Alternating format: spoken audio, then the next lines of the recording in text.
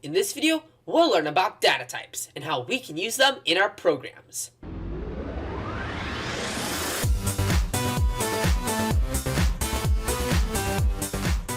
Hey everybody! In the last video, we learned how to do arithmetic in Python. By the way, don't worry if you don't remember everything from that video. There will be more examples as we go along. Anyway, you might use some of that info in your programs. Here's an example. Let's say that you want to make a program that looks like this.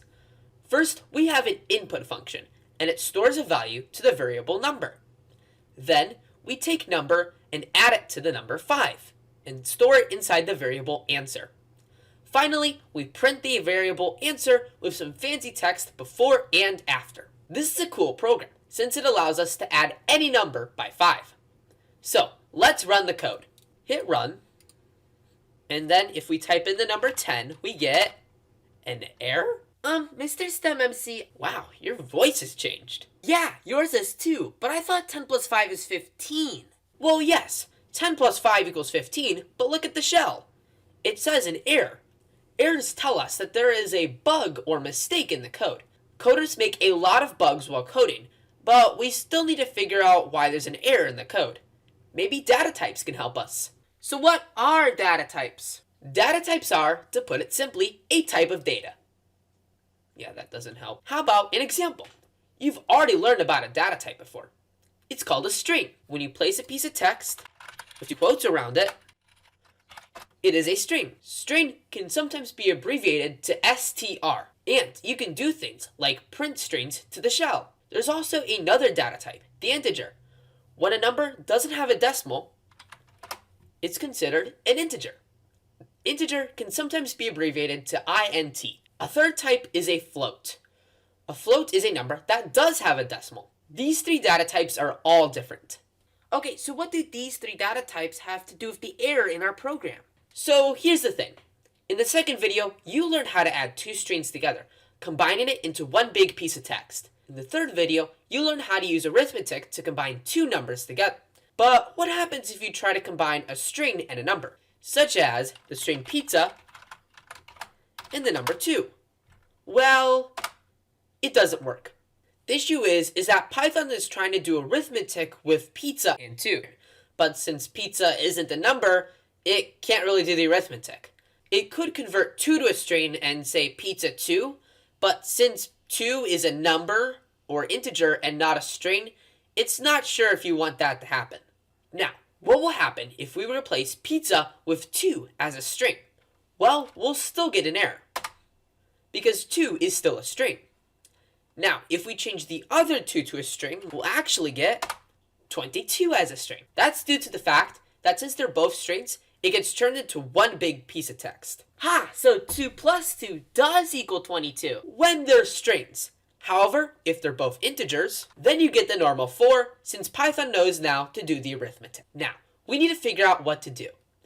If we go back to our code, we'll see that in the first line, when we get an input, it turns out that number is actually going to get a string.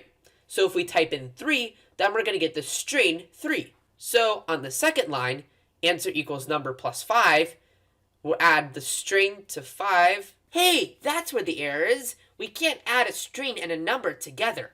Aha, that's the answer. So we have to convert number into a number before we add it. Now that we know what to do, we just need to do it. The answer couldn't be simpler.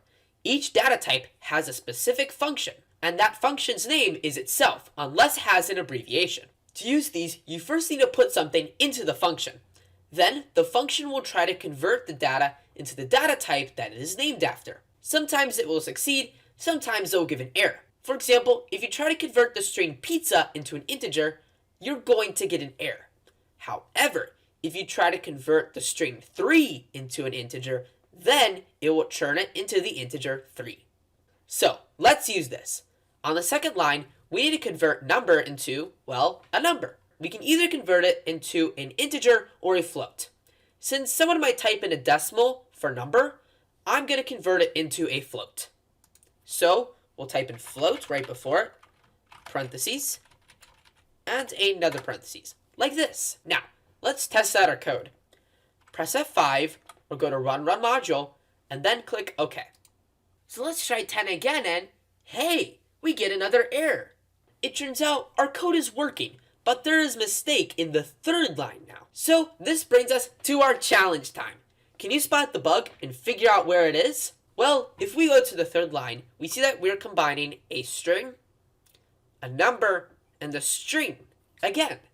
That means we need to change something so it's either 3 strings or 3 numbers being combined. It makes the most sense to convert all 3 into strings, since you can't convert text into numbers. So what we're going to do is we're going to type in str before answer, parentheses, another parentheses.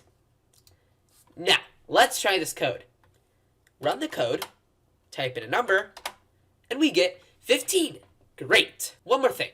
If you ever want to know what type a thing or object is, just simply use the type function. Simply put the thing that you want inside the parentheses and you get the class or type that it is. Now, let's recap. We learned what a bug is, and we also learned what data types were. We also learned about 3 data types: string, integers, and floats, and how to use the respective functions. We also learned about the type function. Well, that concludes lesson 4. In the next video, we'll learn about conditions and branches. No, not those branches. You'll have to find out in the next video. Watch out for the next video. Be there or be MC squared. See ya.